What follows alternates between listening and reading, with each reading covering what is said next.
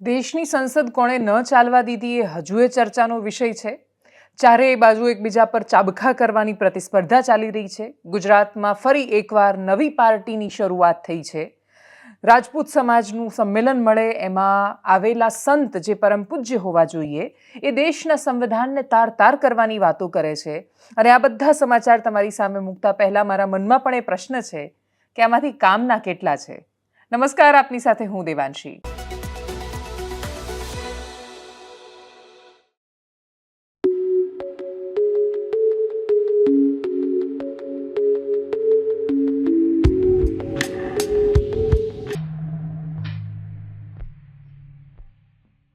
શરૂઆત કરીએ દેશની સંસદ કોણે ન ચાલવા દીધી જેવા ભારે ભરખમ મુદ્દાથી, કેમ કે દેશની સંસદ પૂરી થઈ ગઈ. ચારેય બાજુથી જેની અંદર થોડી ઘણી પણ જાગૃતિ શેષ બચી હતી એ બધા લોકોએ પ્રશ્ન કર્યો કે આટલું ખરાબ તો ઇતિહાસમાં નહોતું થયું, આવું ખરાબ શું કામ થયું કે દેશની સંસદનું સત્ર જ ન ચાલે, સાવે સાવ મજાક થાય.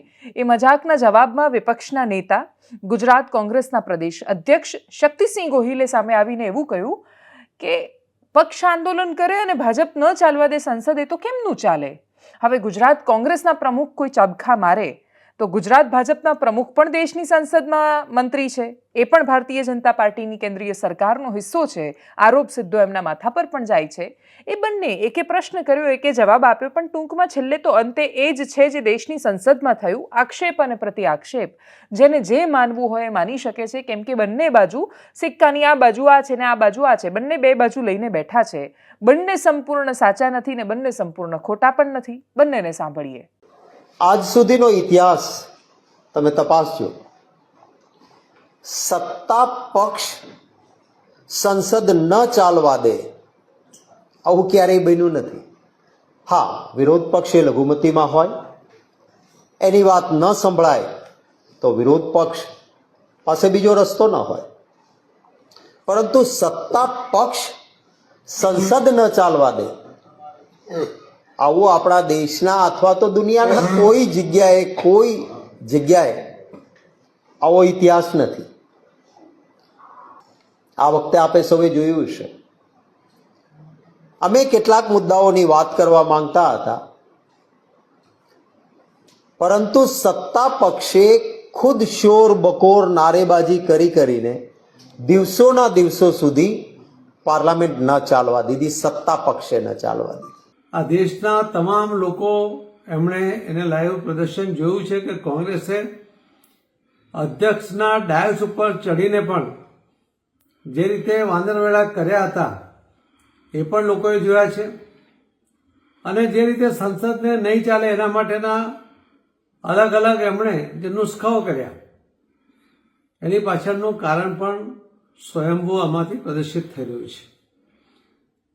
હરિયાણા અને મહારાષ્ટ્ર આ બંનેની કારમી હાર પછી કોંગ્રેસના નેતાઓ એમના કાર્યકર્તાને પણ જવાબ આપી શકતા નથી. એમના નેતૃત્વની સામે પ્રશ્ન આવીને ઊભા થયા છે. એમના અસ્તિત્વનો સવાલ આવી ગયો છે.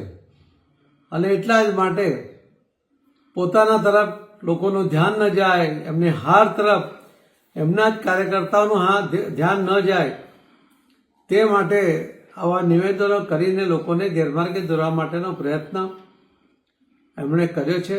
અને હવે વાત કરીએ રાજ્યમાં આવેલી નવી પાર્ટીની. શંકરસિંહ વાઘેલા રવિવારના દિવસે એમણે પ્રજાશક્તિ ડેમોક્રેટિક પાર્ટીની શરૂઆત કરી. પાર્ટીની શરૂઆતમાં જ પહેલો મુદ્દો કયો મૂક્યો?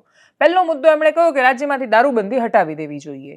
એમાં એક વ્યક્તિ જાણે પોતાની પીડા વ્યક્ત કરતા હોય રીતે બાપુ બોલ્યા કે ભાઈ મારે દરરોજ 2 પેગ લેવા જોઈએ છે, પણ 500% ટેક્સ આપવો પડે છે, બોટલ આટલી મોંઘી પડે છે.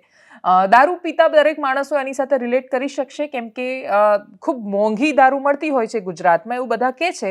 પણ સવાલ ખાલી મોંઘી દારૂનો તો નથી, કેમ કે જે લોકો થોડા ઘણા સક્ષમ છે, જેની પાસે કોન્ટેક્ટ છે, ઓળખાણો છે, એ લોકો તો દારૂનું સેટિંગ કરી દે છે.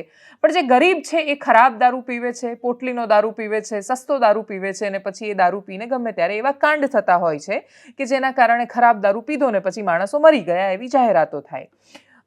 એનાથી ગજબ એ હોય છે અને દુર્ભાગ્યપૂર્ણ એ હોય છે કે જે રાજ્યમાં દારૂબંધી છે ત્યાં ખરાબ દારૂ પીને મરવાના કારણે રાજ્ય સરકાર એમના માટે વળતર જાહેર કરે કે ભાઈ અમે 2 લાખ કે 4 લાખ સહાય આપીશું. એટલે ગેરકાયદેસર કામ થાય, દારૂ વેચાય, દારૂ પીવાય, દારૂ પીને લોકો ઘણીવાર મરી પણ જાય, અને આમ ન મરે ને બહુ જ વધારે પીવે તો એમ પણ મરે છે. એટલે જે દારૂ જાય છે પેટમાં એ છેલ્લે કંઈક તો અસર કરે છે. જે મર્યાદાની જે બહુ જ સારી વાતો બહુ બધા લોકો કરતા હોય છે ને કે દારૂ માપમાં પીએ તો કશું ન થાય ને આટલો જ પીવો જોઈએ, એ માપની સમજણ પડી શકે એવા કેટલા માણસો, જે દારૂને દવાની જેમ એનો ઉપયોગ કરી શકે એવા કેટલા માણસો. એટલે એ તો બુદ્ધિ તો ભ્રષ્ટ કરે જ છે, એ વાતને તમે નકારી શકો એમ નથી. એટલે વ્યક્તિની સમજણ માત્ર પર બધું નથી છોડી શકાતું. ઘણું બધું છે કે જે પરંપરાઓથી ચાલતું આવે છે. પણ હા, શું એ પરંપરા પવિત્રતાથી જળવાઈ છે? તો જવાબ ના છે. આપણે ત્યાં દંભી દારૂબંધી છે, અને એવી દંભી દારૂબંધી છે કે જે આની પહેલા પણ વારંવાર ઘણા બધા લોકો કહી ચૂક્યા છે કે ગુજરાત રાજ્યમાં દારૂ ઈશ્વર સમાન છે બધે, દેખાતો કોઈને નથી. આટલી ગજબ વાત છે. શંકરસિંહ વાઘેલાએ નવી પાર્ટીના એલાન વખતે શું કહ્યું, બાકી જે બીજા સાથીદારો હતા એ દારૂના પેગ પર શું બોલ્યા, ખૂબ સંક્ષિપ્તમાં તમે સાંભળો એટલે તમને પણ સમજાશે કે આવનારા સમયમાં ગુજરાતની રાજનીતિમાં ચોથો વળાંક કઈ બાજુનો આવી રહ્યો છે. ભારતીય જનતા પાર્ટી, કોંગ્રેસ અને આમ આદમી પાર્ટી પછી ચોથા પક્ષની રાજનીતિમાં એન્ટ્રી થઈ છે. શંકરસિંહ વાઘેલા ગુજરાત રાજ્યના પૂર્વ મુખ્યમંત્રી રહ્યા છે. આરએસએસથી લઈ કોંગ્રેસથી લઈ અલગ અલગ પાર્ટી સાથેનો એમનો સમય અને ઇતિહાસ ખૂબ રહ્યો છે. ઘણા બધા લોકો ખૂબ કટાક્ષથી એમના પર મજાકવાળા વાક્યો પણ લખી રહ્યા છે. એ સ્વાભાવિક પણ છે થવું, કેમ કે બાપુએ ખાસી બધી પાર્ટીઓ બનાવી છે. પણ શંકરસિંહ વાઘેલા એ ગુજરાતની રાજનીતિનો એવો ચહેરો છે કે જે હંમેશાથી રેલેવન્ટ રહ્યો છે. તમે એમને પસંદ કરો કે તમે એમને ના પસંદ કરો, તમે એમને ઇગ્નોર નથી કરી શકતા, એ હકીકત છે.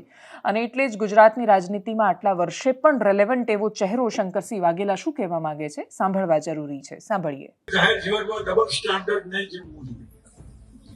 અહીં જુદા, બીજી જુદા, ત્રીજી જુદા. અને એમાંથી જે મને ફિટ છે, ડોક્ટર રાઠોડ સાહેબે જે કીધું કે ડોક્ટરની સલાહ પ્રમાણે એકાદ પેગ લેતા હોય.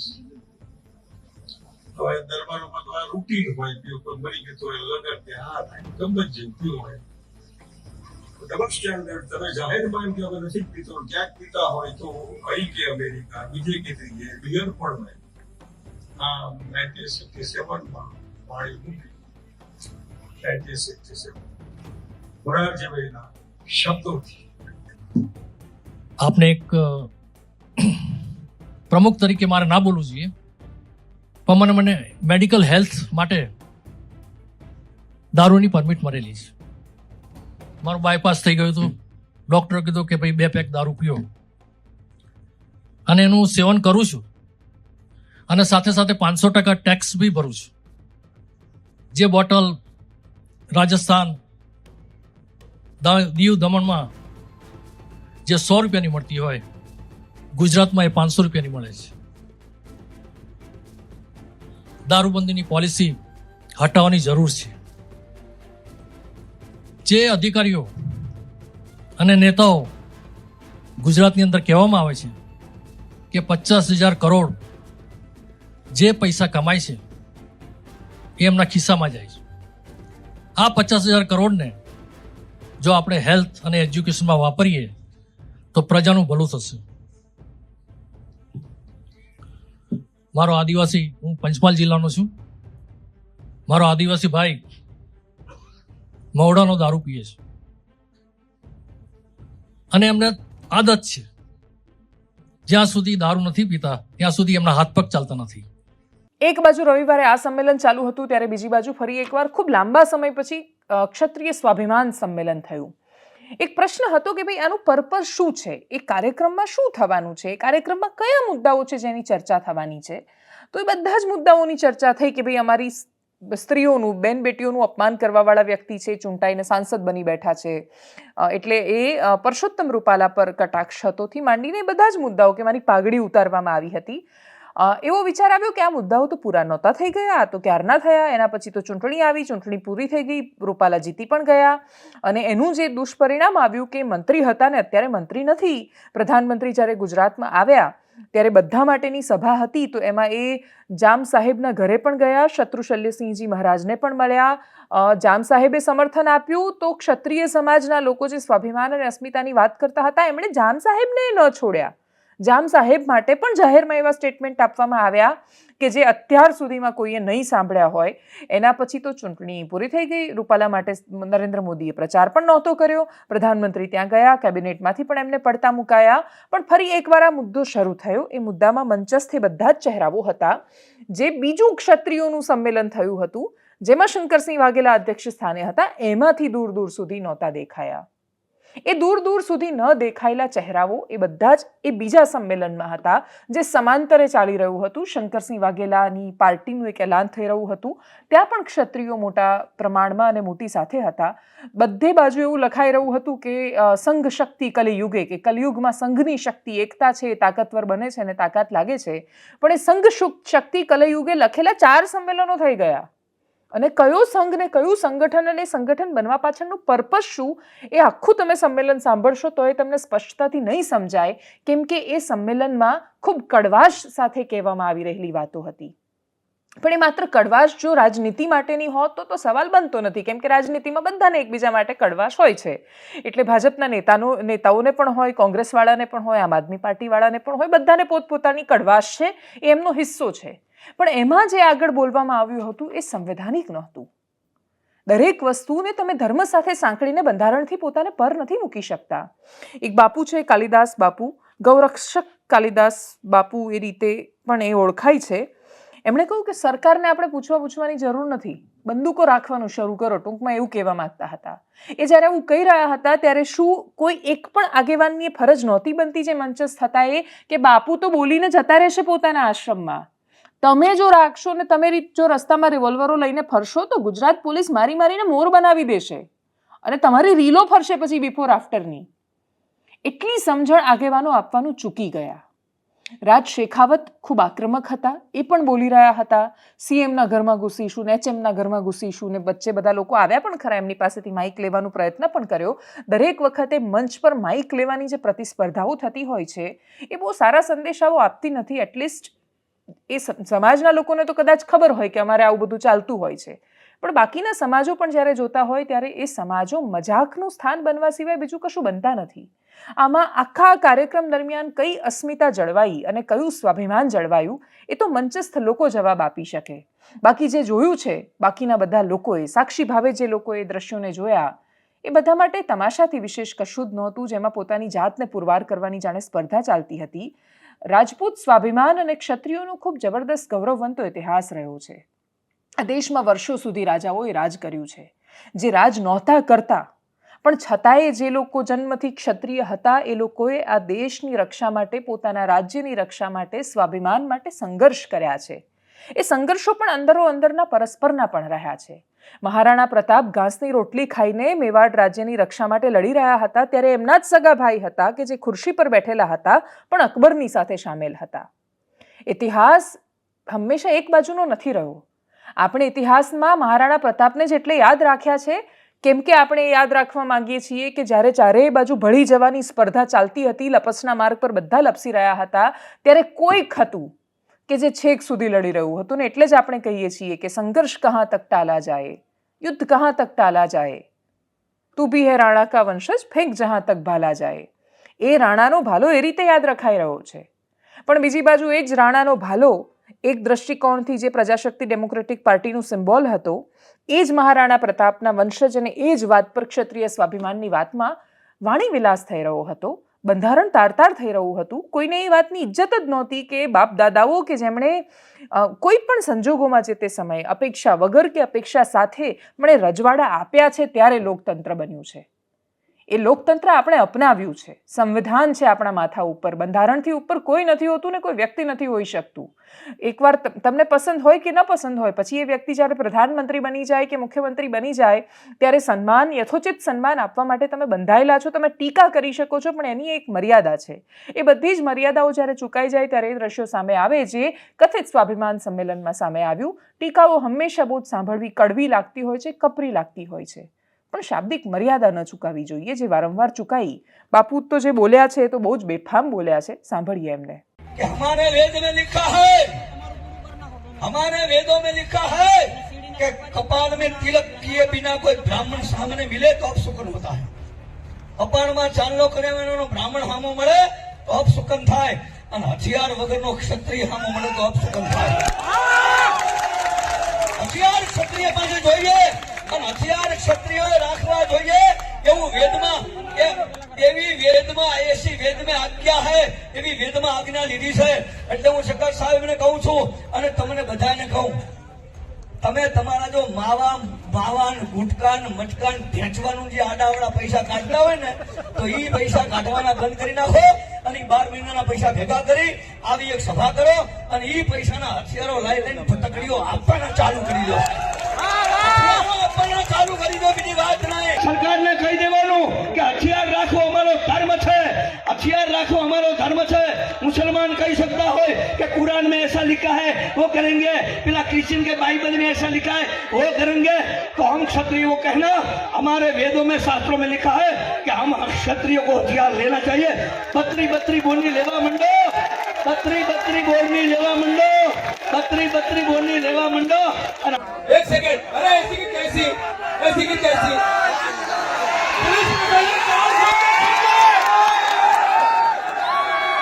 हमें मजबूर ना कराने दो, हम यहाँ से विधानसभा में कूद कर जाएंगे. क्या है भगवानी, हमें मजबूर ना करे, हम मुख्यमंत्री के घर में घुस जाएंगे. हमें मजबूर ना करे, हम गृहमंत्री के घर में घुस जाएंगे. हमें मजबूर ना करे, अन्यथा क्रांति आएगी, क्रांति. હવે આ સ્પર્ધા ચાલી રહી છે કે ધર્મમાં આ લખ્યું છે એટલે કરવાનું. એટલે જે તર્ક આપી રહ્યા હતા કે કુરાનમાં લખ્યું છે એના નામ પર આ કરે છે, બાઇબલના નામ પર આ કરે છે, તો તમે નીકળી જાઓ ને એવું કહેજો કે અમારા ધર્મમાં આવું લખ્યું છે. આવું લખ્યું છે એના નામ પર જો જે દિવસે માનવાની સ્પર્ધામાં ઉતરી જઈશું એ દિવસે ધર્મમાં જે સારી સારી વાતો લખી છે એ બધાને આપણે બાજુ પર મૂકી દેવાના છીએ. કેમ કે ક્ષત્રિય માત્ર હોવાથી તમને દેશમાં બંદૂકો લઈને ફરવાનો અધિકાર નથી મળતો, કોઈને નથી મળતો, કોઈ જાતિને નથી મળતો. જો તમે ખરેખર પરવાનો લઈને બંદૂક રાખવા માંગો છો લાયસન્સવાળી, એટલે બાપુના કહેવા પ્રમાણે તો લાયસન્સને સરકારે બધાની જરૂર જ નથી ને વ્યવસ્થાઓની જરૂર જ નથી. યાદ અપાવવાની જરૂર છે કે 77 વર્ષ થયા. હવે મગજમાંથી ભ્રમ ને ફાંકા ફોજદારી બધું બહાર કાઢીને યાદ રાખવાની જરૂર છે કે દેશમાં લોકતંત્ર આવી ગયું છે. જો ઊંઘમાં છો તો આંખો ચોળો, ઊભા થાવ, જાગો અને પોતાની સામે જે નવું બની રહેલું ભારત છે એને જુઓ. આ ભારત છે જે સર્વસમાવેશી છે. આ ભારત એટલે બની શક્યું છે કેમ કે બધા સાથે ચાલ્યા છે. કોઈ એક વ્યક્તિ, કોઈ એક જાતિ, કોઈ એક પક્ષ એની સરકાર નથી રહી, એક વિચારની સરકાર નથી રહી. વારંવાર વર્ષોથી સત્તા પરિવર્તનો થતા આવ્યા, થતા રહ્યા છે ને થતા રહેવાના છે. કોઈ પરમનન્ટ નથી. આ દેશ કોઈએ કોઈને 7/12માં નથી લખીને આપી દીધો. આ દેશના લોકતંત્રનું તો એટલું બધું મહત્વ છે કે એક સમયે એ કોંગ્રેસ પક્ષ જે દેશની આઝાદીમાં સૌથી મોટી ને મહત્વની ભૂમિકા જેમની રહી, એ પરિવારના શાસન અને એ પરિવારના વ્યક્તિઓ જુઓ સત્તાથી કેટલા દૂર છે. આટલા વર્ષોની સરકાર પછી એ પાર્ટીને એવી રીતે 2014માં ધડામ દઈને પાડી દીધી જેની એમણે પોતે કલ્પના નહીં કરી હોય. 2019માં એનાથી વિપરીત પરિણામ આપ્યું અને એ શાસક કે જો એને લાગવા માંડે કે હું ઈશ્વર છું ને બધું જ મારા થકી છે, તો એમને બહુમતી ન આપી. આ દેશની પ્રજા અને લોકતંત્રની તાકાત છે કે જે દરેક સમયે સમયાંતરે દરેક વ્યક્તિને એની હદ બતાવે છે કે તમે ગમે તે હોઈ શકો છો, પણ આ દેશ અમે તમને લખીને નથી આપી દીધો. આટલા મહાન લોકતંત્રના વંશજો અને વારસદારો આપણે છીએ, પણ આપણે એટલા પૂરતા સીમિત નથી બનવાનું, એના વાહક પણ બનવાનું છે. એની જગ્યાએ સ્પર્ધા ચાલી રહી છે કે આ પ્રશ્નો પૂછાઈ રહ્યા છે કે દેશ શેનાથી ચાલશે. બહુ સરળ છે કે દેશ બંધારણથી ચાલે અને બંધારણ સરકાર બનાવે. સરકાર જો કોઈ નિયમમાં ફેરફાર કરે પોતાની બહુમતીના આધાર પર તો આપણે સહન કર્યું છે. આ દેશમાં તો પ્રિએમ્બલ પણ બદલાયું છે. એટલે વર્ષોથી ઘણું બધું છે કે જે બદલાતું રહ્યું છે, પણ એ બદલાતા વહેણની વચ્ચે પણ એની શુદ્ધિ જાળવી રાખી છે આ દેશના લોકોએ. અને આ દેશના લોકો જે કરી શકે છે એટલા એ સક્ષમ અને તાકાતવર છે, પણ એ બધાની વચ્ચે જો તમે પોતાના હીરોઝનું સન્માન નથી કરી શકતા તો શું થાય? એ રાજકીય વિવાદો અને ગજગ્રાહ સર્જતું હોય છે. એટલે એક બાજુ સંમેલનમાં વર્તમાન સરકારની સામે પડીને ધર્મની વાત માનવાની સ્પર્ધા ચાલી રહી હતી, ત્યારે એ જ સરકાર પર આરોપ લગાવી રહ્યું છે વિપક્ષ કે સરકાર મનુસ્મૃતિથી નહીં ચાલે, દેશ બંધારણથી ચાલશે, સરકાર બંધારણથી ચાલશે. અમદાવાદના ખોખરામાં બાબા સાહેબની પ્રતિમા ખંડિત કરવામાં આવી, એમનું નાક તોડવાનો પ્રયત્ન કરવામાં આવ્યો. વિવાદ તો બહુ જ સ્વાભાવિક રીતે થવાનો હતો.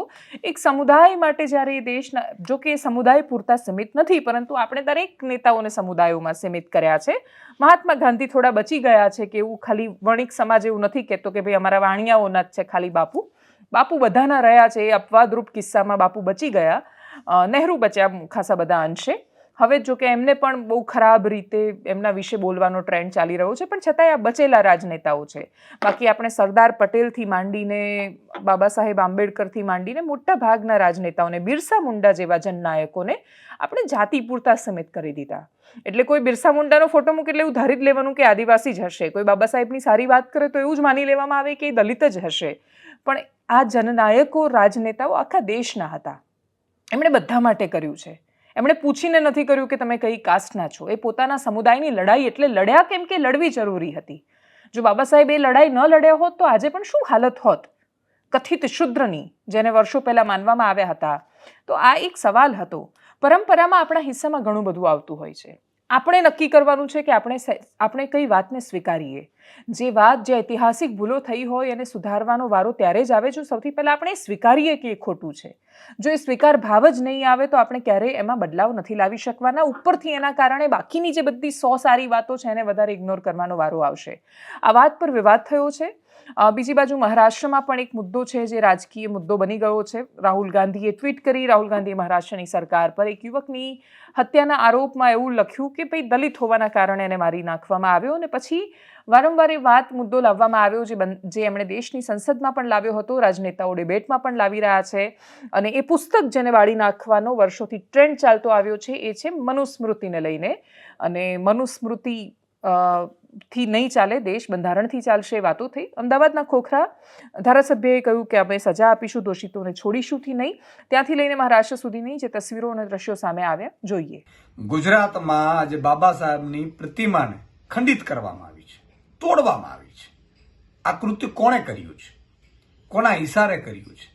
બાબા સાહેબની મૂર્તિ ખંડિત કરીને તમે કોના ઠેસ પહોંચાડવા માંગો છો? તમે શું સાબિત કરવા માંગો છો? અને ગુજરાતમાં પાછું ભાજપના રાજમાં એ દુઃખદ ઘટના છે. આજે બહુ જ ખેદજનક ઘટના સાથે મારે એટલું કહેવું પડે છે કે બાબા સાહેબ માત્ર દલિતોના ભગવાન નથી. આપણા સૌ માટે જે તમામ ગરીબો, વંચિતો, અમીરો, શોષિતો, આ બધાને હક અને અધિકારો આપનારા બાબા સાહેબ છે. એના કારણે તમે હું અત્યારે ઊંચી કોલર લઈ અને લોકશાહીમાં આપણે જીવી રહ્યા છીએ. નવા ભારતને નવું સ્વરૂપ આવ્યું, બાબા સાહેબ આંબેડકરની પ્રતિમાનું ખંડન કરવામાં આવ્યું છે. આ ખૂબ જ નિંદનીય અને દુઃખદ ઘટના છે. અમે બધા જ આનો સ્પષ્ટ શબ્દોમાં અને સખત શબ્દોમાં વખોડીએ છીએ, વિરોધ કરીએ છીએ. સાથે સાથે સરકારમાં યોગ્ય જગ્યાએ પોલીસ અધિકારીઓ સાથે અમારા બધા પ્રતિનિધિઓની વાત થઈ છે અને તાત્કાલિકપણે જે કોઈ શખ્સો દ્વારા, અસામાજિક તત્વો દ્વારા આ કાર્ય કરવામાં આવ્યું છે તેમને 24 કલાકની અંદર પકડી અને યોગ્ય સજાઓ આપવામાં આવે અને આ જ જગ્યાએ સન્માનપૂર્વક બાબા સાહેબ આંબેડકરના પુતળાનું જે રીતે અહીંના રહીશોની માગણી હશે તે રીતે તે પ્રથાએ આપણે ફરી પ્રસ્થાપિત કરીએ એવી અમે લોકોએ સરકારમાં રજૂઆત કરી છે. અને पुलिस ने इनकी हत्या की है और चीफ मिनिस्टर ने असेंबली में पुलिस वालों को मैसेज देने के लिए झूठ बोला है. मुझे बोलने दीजिए आप. ठीक है. इसको, इस युवा को इसलिए मारा गया है क्योंकि वो दलित है और वो कॉन्स्टिट्यूशन की रक्षा कर रहा था. आरएसएस की विचारधारा कॉन्स्टिट्यूशन को खत्म करने की विचारधारा है. हम चाहते हैं कि एकदम ये मैटर रिजॉल्व किया जाए और जिन लोगों ने ये किया है उनको सजा मिले. આપણને પ્રશ્ન થાય કે દેશ એક્ઝેક્ટલી ચાલી શેનાથી રહ્યો છે? જો આટલો બધો વિવાદ છે તો દેશમાં શું ખરેખર એવું થાય છે કે અમુક જગ્યાએ મનુસ્મૃતિનું શાસન આવી જાય છે કે બંધારણનું આવી જાય છે? તમે પ્રયોગ કરી જોજો આજુબાજુ. જેટલા લોકો વિડીયો જોઈ રહ્યા છે પોતાની આસપાસના 10 માણસને પણ પૂછજો તમે કે મનુસ્મૃતિ એમણે વાંચી છે, એમણે જોઈ છે?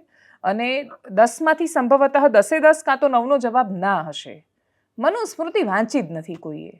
આ ખાલી એક બસ આદત પડી ગઈ છે વચ્ચે દરેક વાતમાં મનુસ્મૃતિને લાવી દેવાની. મનુસ્મૃતિમાં જે લખ્યું છે એને ક્યારેય તમે યથાયોગ્ય નથી ઠેરવી શકો એમ. એમાં સ્ત્રી અને શુદ્ર બંને માટે જે લખવામાં આવ્યું અને એને જોવાના બહુ બધા લોકોના અલગ અલગ દ્રષ્ટિકોણ હોઈ શકે. તમે એનું 360 ડિગ્રી એનાલિસિસ કરી લેશો તો એ જે સજાઓ ઘોષિત કરવામાં આવી છે એના જે ઘણા બધા ભાષાંતરો ઉપલબ્ધ છે એ ભાષાંતરોમાં જે ભાષા વાપરવામાં આવી છે, વર્ણ આધારે સજાઓ નક્કી કરવામાં આવી છે, સ્ત્રીના સંબંધ જો પતિ સિવાય કોઈની સાથે હોય છે તો એને જાહેરમાં રસ્તા પર છોડી દો અને કૂતરા ખાશેથી લઈને શુદ્રની સાથે આ કરો પ્રકારની જે વાતો કરવામાં આવી છે એ કોઈ કેવી રીતે સ્વીકારી શકે?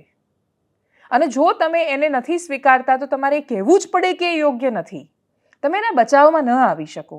પણ એની સામે મનુસ્મૃતિ બહુ જ પવિત્ર છે અને એને બચાવવી જોઈએ ને એનું પાલન થવું જોઈએ અને કોઈ આવી રીતે ન કરી શકે એમ કરીને બાબા વાઘેશ્વરના પેજમાંથી પણ એક ટ્વીટ કરવામાં આવી જેમાં આખરે જ લખવામાં આવ્યું કે મનુસ્મૃતિ ખૂબ પવિત્ર છે અને કોઈ એને હક નથી આપ્યો આ કરવાનું. કોઈ પણ એ વાત જો એમાં કોઈ વાત એવી છે કે જે તમે વર્તમાન સમયમાં વાંચો છો અને જે લોકો સમર્થન કરે છે એ લોકોએ પણ વાંચી હશે કે કેમ એની મને બહુ શંકા છે. કેમ કે જો તમે વાંચો છો અને જો તમે માણસ છો તો તમે એ વાત તો માનશો કે તમે કોઈ પણ વ્યક્તિ સાથે માત્ર એની જાતિના આધાર પર અન્યાય ન કરી શકો. તમે જો એની સાથે માત્ર જાતિના આધાર પર એનું કામ સુનિશ્ચિત કરી દો છો, એની સાથે સતત અન્યાય કરો છો તો તમે ગમે તે હોઈ શકો છો, માણસ નથી. અને જેનામાં માણસ હોવાની સમજણ નથી એનામાં બંધારણની સમજણ પણ ક્યારેય નથી આવવાની. એટલે મનુસ્મૃતિ એક સમયે બંધારણ હતું કે કેમ, એ કયા અર્થમાં લખવામાં આવ્યું છે, મનુએ એ સમયે શું કેવી રીતે પોતાના વિચારો વ્યક્ત કર્યાથી માંડીને બહુ જ લાંબો ઇતિહાસ છે. મનુ ભૃગુની પરંપરાનો પણ બહુ લાંબો ઇતિહાસ છે. એના પર ઇતિહાસકારો પોતપોતાના મંતવ્યો અને તારણો સમયાંતરે આપતા રહ્યા છે. ઇવન દેશની સરકાર બદલાય એમ એના તારણો પણ બદલાતા રહ્યા છે. વિચારધારાઓના આધારે બદલાતું રહ્યું છે. પરંપરાના આધારે ચાલવું, પણ પરંપરાના આધારે બુદ્ધિ વાપર્યા વગર ચાલવું, એનાથી વધારે બુદ્ધિભ્રષ્ટ કોઈ ન હોઈ શકે. એટલે પરંપરાઓને નિભાવવી એ ગૌરવનો વિષય છે. પણ એ પરંપરાઓમાં જો કંઈક એવું હોય કે જેને તમે કોઈ સંજોગોમાં સ્વીકારી શકો એમ ન હોય ને એ વિચારીને કે જો તમે ત્યાં હોત તો સ્વીકારતા, જો તમે ત્યાં હોત તો તમને બહુ સારું લાગતું જો તમારા પર એ બધી જ મર્યાદાઓ લાદવામાં આવતી. અને શું ખરેખર ભારતીય સમાજનો ઇતિહાસ એવો રહ્યો છે? જો ભારતીય સમાજનો ઇતિહાસ એવો રહ્યો હોત તો આપણી પાસે અહલ્યાબાઈ હોલકર કે એનાથી પણ આગળ વૈદિક સમયમાં જે કહેવામાં આવે છે કે વેદના આધાર પર છે, એ વેદકાળમાં આપણી પાસે લોપામુદ્રા જેવી સ્ત્રીઓ ન હોત. આપણી પાસે અનસૂયા ન હોત કે જે ત્રિદેવને કહેતા કે અમે દત્તાત્રેયના સ્વરૂપમાં તમને જન્મ આપીશું. તો ભારતીય સ્ત્રીઓનો ઇતિહાસ વૈદિક સમયમાં જો આ નથી રહ્યો, એના પછીના સમયમાં અહલ્યાબાઈ હોલકર જેવા સામ્રાજ્ઞી અને એક અદ્ભુત શાસક જો આપણને મળ્યા છે, તો પછી એ સ્ત્રીઓને સીમિત રાખવાની કે પછી જાતિના આધાર પર માણસોને સીમિત રાખવાની વાત એનો સ્વીકાર ભાવ કેવી રીતે હોઈ શકે? મૂળ વાત એ છે કે મનુસ્મૃતિ નામનો શબ્દ એ પોલિટિકલ હથિયાર છે. મનુસ્મૃતિના આધારે દેશ નહીં ચાલે એવું કહેવાવાળા લોકોની પાસે જવાબ જ નથી કે મનુસ્મૃતિ વાંચે કોણ છે? કોઈ નથી વાંચતું. કોના ઘરમાં હોય છે? બહુ રેર કેસમાં કોઈએ વાંચેલી હશે. એટલે જે વાત છે જ નહીં અસ્તિત્વમાં, વારંવાર એ વાતનો ઉલ્લેખ લાવીને રાજકીય રીતે અમુક માણસો છે કે જે મનુસ્મૃતિના સંરક્ષણમાં આવે છે, અમુક લોકો છે કે જે વિરોધમાં આવે છે, એવી વાત કે જે શું છે જ નથી ખબર. ઉપરથી આ ચર્ચા પછી કદાચ લોકો બહુ ક્યુરિયોસિટીથી વાંચવાનો પ્રયત્ન કરશે અને વાંચ્યા પછી એ સમર્થન કરશે એવું બહુ વિશેષ શક્યતાઓ રહેલી નથી. જે લોકો સમર્થન કરી રહ્યા છે એમનો આધાર શું એ પણ એમની પાસે જવાબ નથી. દેશ બંધારણથી જ ચાલતો આવ્યો છે. અપવાદો હંમેશા આવ્યા છે. એ અપવાદોની સામે ભારતીય સમાજ બહુ ખુલીને લડ્યો છે. આ ભારતનું લોકતંત્ર એ ભારતના લોકો વતીથી આવેલું છે. બહુ વર્ષો પછી, બહુ વર્ષોની પીડા, યાતના, શોષણ અંગ્રેજોએ કે નવા નવા ગુલામ નહોતા બનાવ્યા આપણને. એની પહેલા એ રાજાઓની પરંપરાઓ હતી. લોકતાંત્રિક વ્યવસ્થાને ઇતિહાસ થઈ ગયો. આપણી પાસે લોકતાંત્રિક વ્યવસ્થાના બહુ વિશેષ દાખલા બચ્યા નથી. એટલે આપણે હમણાં જ આઝાદ થયા છીએ, 77 વર્ષ જ થયા છે ને એ પણ સદીઓની ગુલામી પછી આપણી અંદર એ ચેતના જાગૃત થઈ કે સ્વાધીનતા નામે એક શબ્દ છે જે આપણને મળવો જોઈએ, જે આપણને મળ્યો છે. તો આપણે કાશ એની દરકાર કરી શકીએ. આપણે કાશ એવું સમજી શકીએ કે આ બંધારણ આપણે બનાવેલું છે. આપણા નેતાઓ છે જે ત્યાં ગયા હતા, આપણા જનપ્રતિનિધિઓ હતા, એ બધા જે માણસો હતા કે જે અંગ્રેજી શાસનની સામે લડી રહ્યા હતા આપણા માટે, એ દરેક માણસોનું, નેતાઓનું, વ્યક્તિઓનું યોગદાન રહ્યું છે. દેશની સંસદમાં બંધારણ બની રહ્યું હતું ત્યારે ચાલેલી ચર્ચાઓ પર તો સરસ મજાની સિરીઝ સરકારે બહાર પાડેલી છે. એ જુઓ તમે, એ તર્ક વિતર્કને સાંભળો, એ પુસ્તકો વાંચો કે જે ભવિષ્ય આપણને દેખાડે છે, એ પુસ્તકો વિશે જાણો કે જે આપણને માણસોનો ઇતિહાસ બતાવે છે. ઇતિહાસ શબ્દ અને શ્રદ્ધા માન્યતા વચ્ચે ફરક છે. એ બધું વાંચ્યા પછી આપણને સમજાશે કે આપણને ખરેખર એ સમજવાની જરૂર છે કે એલન મસ્કનો પેલો રોબોટવાળો એક વિડીયો આવ્યો હતો, એઆઈ જનરેટેડ કહેવાય રહ્યો છે જેને, કે વાળ કપાવી રહ્યા છે. આપણી પાસે એવી સંભાવનાઓ છે કે આપણને ઓલમોસ્ટ કોઈ કામ માટે માણસોની જરૂર નથી પડવાની. આજથી 10-15 વર્ષ પછી આપણે બહુ જ બધી વાતોને ઇગ્નોર કરી રહ્યા છીએ. આપણા ખિસ્સામાં પૈસા છે કે નહીં સુરક્ષિત નથી, ખિસ્સામાં કેશ રહી નથી, અકાઉન્ટમાં પૈસા છે, કોઈ પણ માણસ ડિજિટલ અરેસ્ટ થઈ જાય છે, કરોડો રૂપિયા રાતોરાત અકાઉન્ટમાંથી ઉડી જાય છે, માણસ કરોડપતિ હોય એમાંથી રોડપતિ બની જાય છે. આપણી પાસે સૌથી મોટો ખતરો અને સૌથી મોટો ફાયદો બંને એઆઈના સ્વરૂપમાં છે. અને એઆઈ તો હજી ચાલી રહ્યું છે, ત્યાં રોબોટિક્સની એક અલગ દુનિયા વિકસી રહી છે. એલન મસ્ક જેવા માણસો કે જેમની ભૂતકાળની બધી જ આગાહીઓ સંભાવનાઓ સાચી પડી છે, એ લોકો કહી રહ્યા છે કે આવનારો સમય છે સુપર હ્યુમનનો સમય છે. તો આટલી બધી ચિંતા કરવા માટેના આપણી પાસે વિષયો છે, એ કોઈ જ વિષયો પર ચિંતા ન કરતા આપણે એ ચિંતા કરી રહ્યા છીએ કે આટલા 1000 વર્ષ પહેલાં મનુસ્મૃતિમાં આ કહેવાયું ને, અત્યારે આ કહેવાયું ને, આ કહી રહ્યું છે. ઇતિહાસને શીખવા માટે યાદ રાખવાની જરૂર છે. જો આપણે ઇતિહાસને દરેક વખતે એટલે જ યાદ રાખવું હોય કે આપણે એનું એ જ પુનરાવર્તન કર્યા રાખવું, તો આપણો ઇતિહાસમાં કોઈ મતલબ જ નથી રહ્યો એનો શીખવાનો.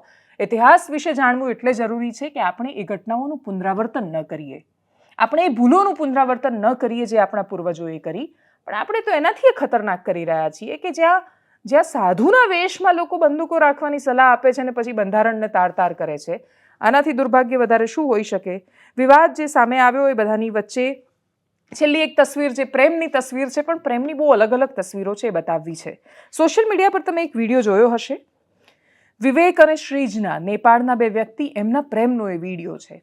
વિવેક અને શ્રીજનાને પ્રેમ લગ્ન કર્યા, લવ મેરેજ કર્યા, પણ પછી 2022માં બ્રેઇન ટ્યુમર ડિટેક્ટ થયું અને એ કેન્સરની સારવાર સતત ચાલી, એ મગજની ગાંઠની સારવાર ચાલી.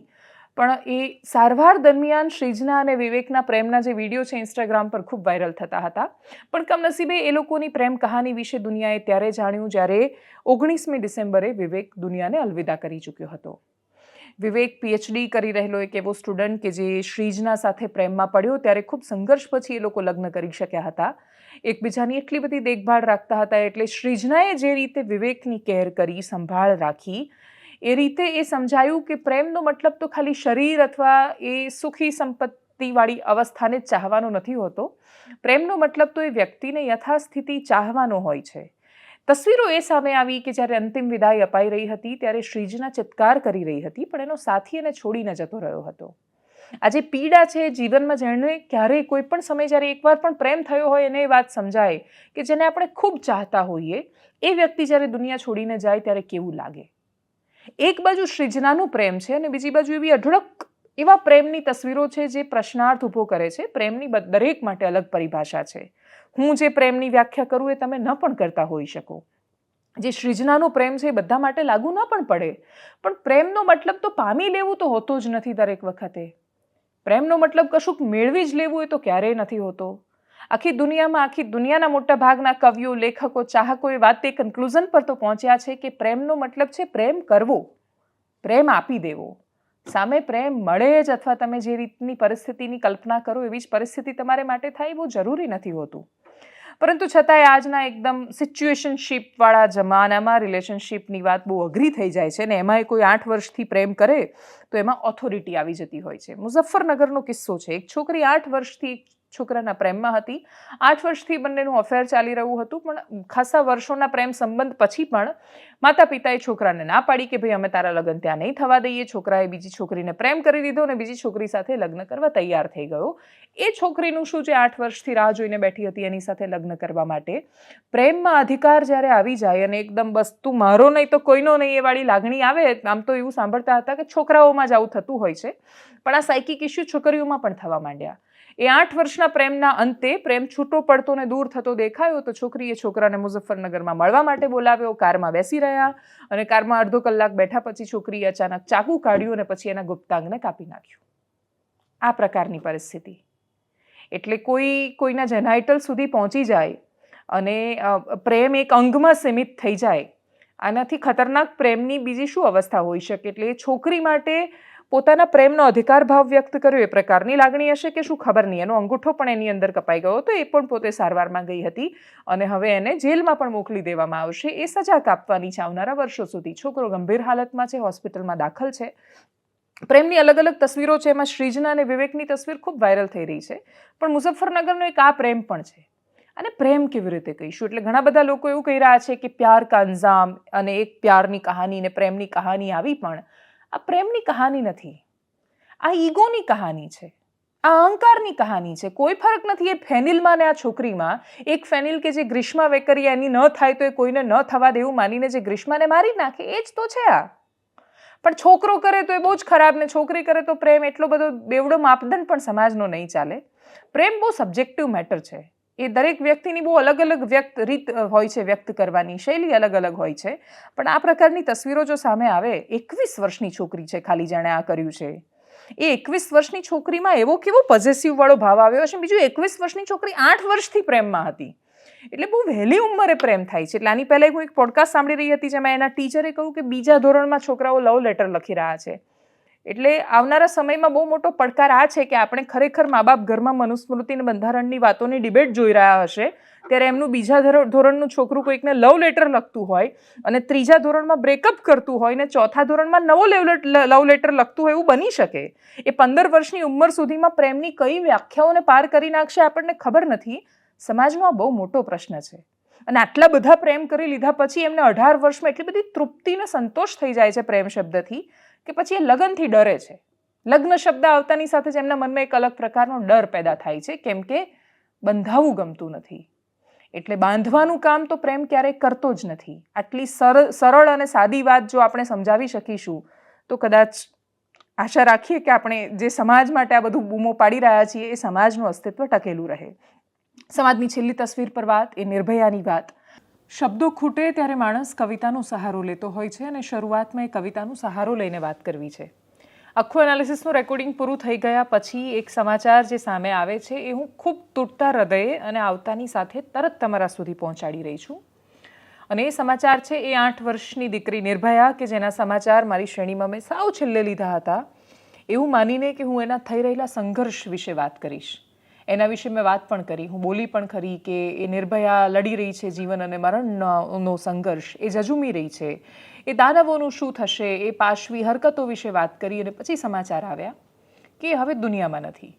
અને આ સમાચાર સાંભળતાની સાથે જ મને નથી લાગતું કે એ શબ્દોની તાકાત મારી પાસે છે કે હું વ્યક્ત કરી શકીશ કે આ માત્ર સમાચાર નથી, આ ખરેખર સમાજનો સાર છે. એ તસવીર છે કે જે આપણને જોવી નથી ગમતી, એવી તસવીર છે કે જે આવે ત્યારે આપણે એવા બચી જઈએ છીએ કે નહીં, આ મારી આસપાસની નથી, આ તો ઝારખંડની છે, આ તો આ જાતિની છે, આ તો આ ધર્મની છે, આ તો આ ગામની છે, આ તો આ ઉંમર છે. આપણે બહુ જ બધા આડબંધો લગાવી દઈએ છીએ, પણ એ આડશ મૂક્યા પછી એ આપણા સુધી પહોંચે છે. એ તસવીર છે એ ઝઘડિયાની 16 ડિસેમ્બરની સાંજે ભોગ બનેલી માત્ર બીજા ધોરણની દીકરીની, કે હવે આ દુનિયામાં જ નથી. ડૉક્ટર કહી રહ્યા હતા કે 10 ડૉક્ટરનો સંઘર્ષ હતો, આટલી બધી મહેનત કરી પણ છતાંય નથી બચી શકી, કેમ કે એના જનનાંગોમાંથી જે ઘૂસ્યો લોખંડનો સળિયો એ તો એના આંતરડા સુધી પહોંચ્યો અને એના આંતરડા ફાડી નાખ્યા. પણ એના આંતરડા ફાટ્યા, શું આપણા હૃદયમાં એ વલોપાત પેદા થયો કે કેમ એ ખબર નથી મને. પ્રસૂન જોશીની એક કવિતા છે, જબ બચપન तुम्हारी गोद में आने से कतराने लगे, जब माँ की कोख से झांकती जिंदगी बाहर आने से घबराने लगे, तो समझो कुछ गलत है, कुछ नहीं बहुत कुछ गलत है. जोर से बारिश होनी चाहिए थी, रोना चाहिए था ऊपर वाले को कूट कूट कर, झुकनी चाहिए थी इंसानी सभ्यता की गर्दनें, अगर इन सब के बाद भी गर्दन उठाकर खड़ा हो सकता है इंसान तो समझो कुछ गलत है. અને એ શું ખોટું થઈ રહ્યું છે એના વિશે વાત કરવી છે. એ ખોટું એ થઈ રહ્યું છે કે માત્ર બીજા ધોરણમાં ભણતી દીકરી, એનું મૃત્યુ કોઈ પણ કારણસર થઈ શકતું હતું. મૃત્યુ એ સનાતન સત્ય છે અને આપણે માનવું જ પડશે, પણ એને આ મૃત્યુ નસીબ નહોતું થવું જોઈતું. આ સમાચાર નહીં, સમાજનો સાર એટલે કયો કે એક વિનંતી કરવા માટે હું તમને આવી છું. આ કોઈ સમાચાર કહેવા માટે આવી નથી. સમાચાર કહેવાવાળા ભાવુક ન હોય.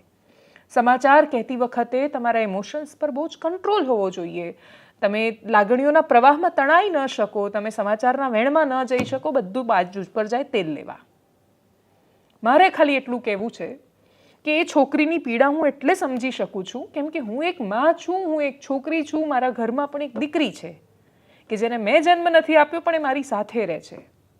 એને હું વર્ષોથી જ્યારે મોટી થતાં ઉછળતા એનો જન્મ થતાં એના હાથમાં મેં જ્યારે પહેલી વાર હાથમાં લીધી ત્યારે ખબર નહીં ડર લાગ્યો હતો. જો તમારી આસપાસ તમે કોઈ પણ દીકરીને હાથમાં લીધી હશે કે ગોદમાં લીધી હશે તો તમને ડર લાગશે. એક ડર છે કે જે વાસ્તવિક છે, એ કોઈ બતાવી નહીં શકે કે આ જગ્યાએ આ સ્થળે ડર લાગે છે.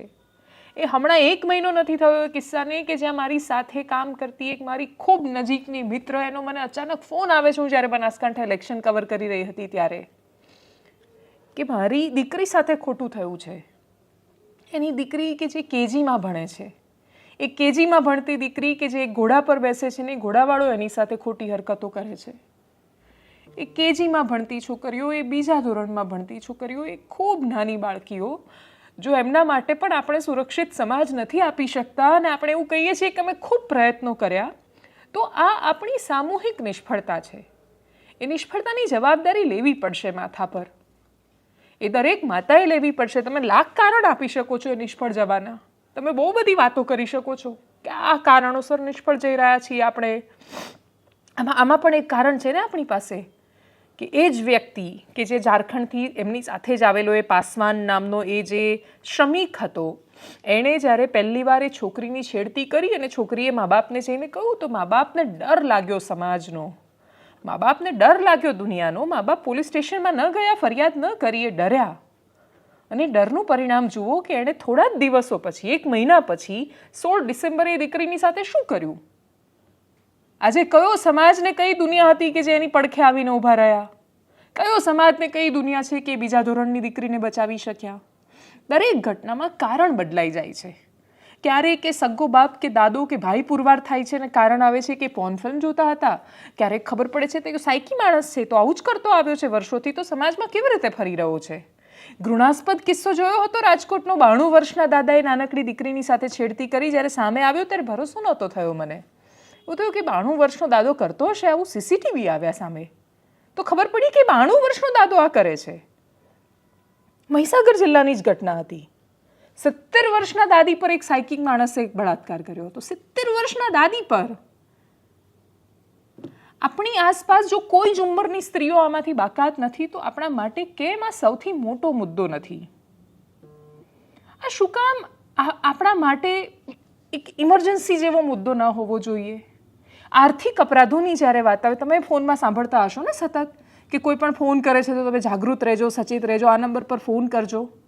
શું કામ? કેમ કે લોકોના અકાઉન્ટમાંથી પૈસા જઈ રહ્યા છે, લોકોના ઘરમાંથી દીકરીઓ જઈ રહી છે. એનું શું યાર? કેટલા બાપ છે કે જે સાવ નોંધારા બની રહ્યા છે? કેટલી છોકરીઓ છે કે જે ઘરનો ઉંબરો નથી ઓળંગી શકવાની? દાહોદની એક ઘટના કે જેમાં આચાર્યએ દીકરીને મારી નાખી, એના પછી જ્યારે અમારા રિપોર્ટરે ગામમાં ગયા ત્યારે શું કહ્યું હતું ગામવાળાએ? નહીં મોકલી શકીએ દીકરીઓને સ્કૂલમાં, ડર લાગે છે. તો આ ડરવાળો સમાજ અમને ન આપો. દરેક સરકારો તમે એકબીજા પર આરોપો ન લગાવીને છટકી જાઓ. વિપક્ષ એવું કહીને છટકી જાય કે આ તો આટલા વર્ષથી આની સરકાર, આ સરકાર એવું કહીને છટકી જાય કે આ તો બીજા રાજ્યનો હતો. આમ ન છટકી જાઓ તમે, આમ ન છટકી શકો તમે.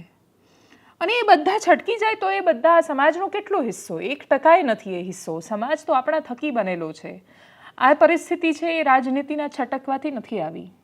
આ પરિસ્થિતિ આપણા છટકવાથી આવી છે, આપણી બાનેબાજીથી આવી છે. એટલે સમાચાર તો એક લાઈનના જ છે કે ગુજરાતની નિર્ભયા 8 દિવસના જંગ પછી પોતાની જંગ અને જિંદગી હારી ચૂકી છે અને હવે દુનિયામાં નથી. પણ આ વિનંતી છે કે બીજી કોઈ નિર્ભયાને પેદા ન થવા દો. મેં આની પહેલાં પણ એ જ્યારે છોકરી ગોડાવાળી જ્યારે ઘટના થઈ ત્યારે કહ્યું હતું, ફરીથી કહી રહી છું કે દરેક માં જો સિઝેરિયનથી ડિલિવરી થઈ છે તો પોતાના પેટ પરનો ઘા, એ ચીરો છે, બતાવો પોતાના છોકરાને, એને કહો કે રક્ત વહાવીને તને પેદા કર્યા છે. નોર્મલ ડિલિવરી છે તો એને કહો કે પીડા શું હોય છે. ગર્ભમાં 9 મહિના બાળક રાખ્યા પછી એની જ્યારે પ્રસૂતિ થાય છે ત્યારે એ પીડાદાયક છે, લોહી વહી જાય છે ઘણું, ત્યારે દીકરો કે દીકરી પેદા થાય છે. તો એ દીકરાને કહો કે રક્ત વહાવીને તને પેદા કર્યો છે, આ દેશનો નાગરિક અને ગૌરવશાળી મનુષ્ય બનવા માટે, નહીં કે બળાત્કારી બનવા માટે. આટલું શિક્ષણ કે આટલી સામાન્ય વિચાર છે તો આપણા સુધી પહોંચવું જોઈએ. એનું કોઈ ધર્મ, જાતિ, વર્ગ સાથે શું લેવા દેવા રહેવી જોઈએ? આશા રાખું કે કોઈની દીકરી સાથે આવું ન થાય, અને એનાથી મોટી આશા એ રાખું કે તમે એ દીકરીમાં પોતાની દીકરી જોઈ શકો, તમે પીડા મહેસૂસ કરી શકો. એટલું કરશો તો કદાચ આ દેશનું બહુ મોટું કલ્યાણ આપણે કરી દઈશું. આ દેશનો સૌથી મોટો મુદ્દો છે જે ક્યારેય હેડલાઇન સિવાય આગળ આવ્યો જ નથી. આ સાર છે, આપણી વાસ્તવિકતા છે. આ બધું જ ભૂલીને પચાવીને એ આંસુ ગળીને આપણે આગળ વધવાનું છે, પણ આગળ વધુ એક દીકરીનો ભોગ આપવા માટે નહીં, આવું ફરીથી ન થાય એના માટે કરવાનું છે.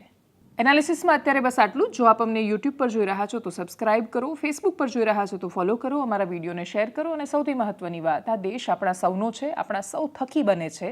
આ દેશને ગંદો ન કરીએ, વાસનાથી પણ ગંદો ન કરીએ, રસ્તા પર કચરો ફેંકીને પણ ગંદો ન કરીએ. આ દેશ જો ચોખ્ખો ને શુદ્ધ અને પવિત્ર અને બહુ જ સરસ સમૃદ્ધ રહે છે તો એ છેલ્લે તો આપણને જ ફાયદો કરવાનો છે. આપણે આપણા માટે ગંદુ ન કરીએ એવી અપેક્ષા સાથે નમસ્કાર.